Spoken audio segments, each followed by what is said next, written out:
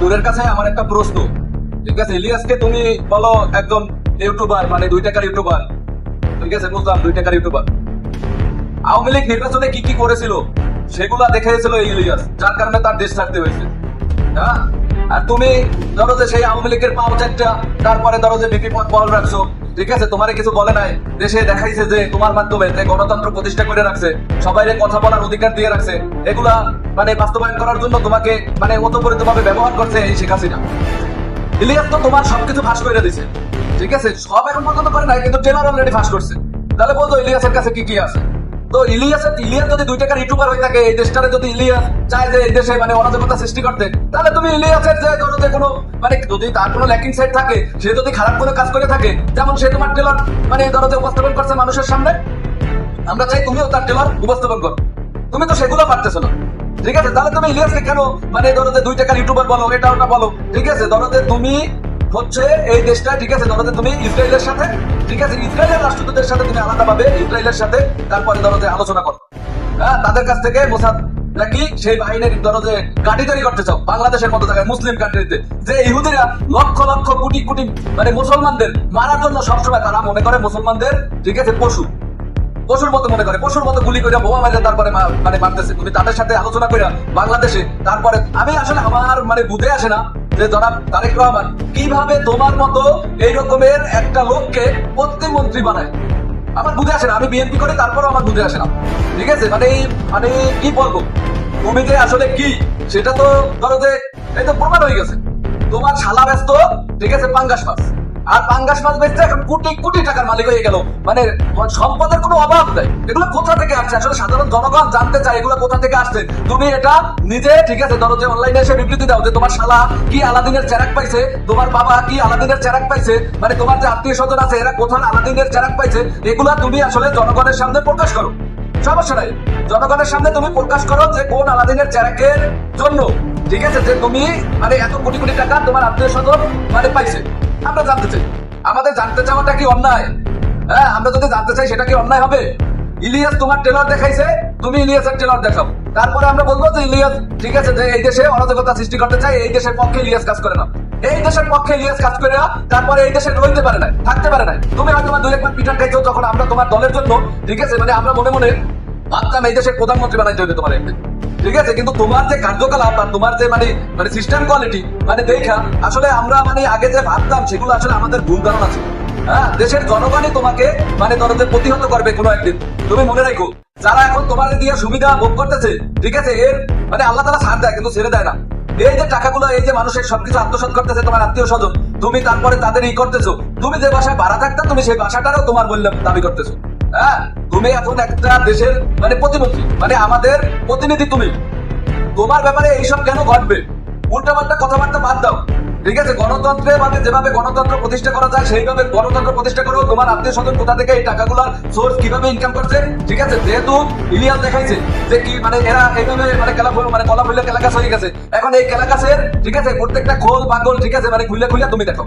ইলিয়াসের দেখানোর দরকার নাই, তুমি দেখাও, ঠিক আছে? তুমি বড় বড় কথা বলো, বড় বড় এই করো, মানে তোমার তো এখন কি বলবো, মানে তোমার সাথে এখন কথা বলাটাও বড় দায় হয়ে গেছে মানুষের।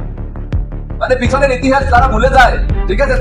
তাদের কি হয় মানে ক্ষমতা চিরস্থায়ী না, তাহলে আওয়ামী লীগ মানে চিরস্থায়ী ক্ষমতা অধিকার করে রাখতে পারতো, কারণ তাদের প্রশাসন ছিল তাদের প্রত্যেকটা বড় বড় সেক্টরে, মানে যেগুলো মানে প্রত্যেক জায়গায় নিয়ন্ত্রণ করে, মানে পুরো বাংলাদেশটা নিয়ন্ত্রণ করে, প্রত্যেকটা জায়গায় এই আওয়ামী লীগ ছিল।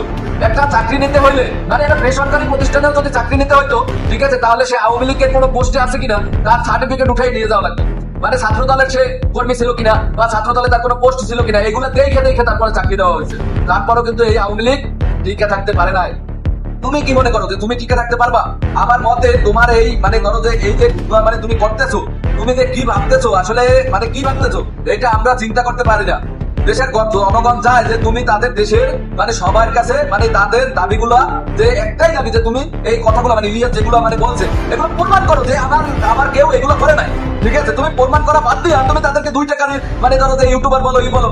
যখন ইলিয়াস ধরো যে মানে আওয়ামী লীগের বিরুদ্ধে বিভিন্ন ধরনের, ঠিক আছে, ধরো যে নিউজ প্রদান করতো, তখন তো তুমিও বাহাবা দিতা। তাহলে আজকে তুমি যখন তোমার ধরো যে ল্যাকিং সাইড গুলো ইলিয়াস তুলে ধরছে, তুমি তখন কেন ইলিয়াসের মানে বিপক্ষে কথা বলতেছো? তুমি ইলিয়াস, যেহেতু তোমার ভিডিওটা ঠিক আছে ধরো যে ছাড়ছে 47 মিনিটের, তুমি সেই 47 মিনিটের ভিডিওর পরিবর্তে ঠিক আছে তুমি 10 মিনিটের একটা ভিডিও ছাড়ো যে না আমার আত্মীয় স্বজন এগুলো করে নাই, ঠিক আছে তুমি প্রমাণ দাও, প্রমাণ দাও।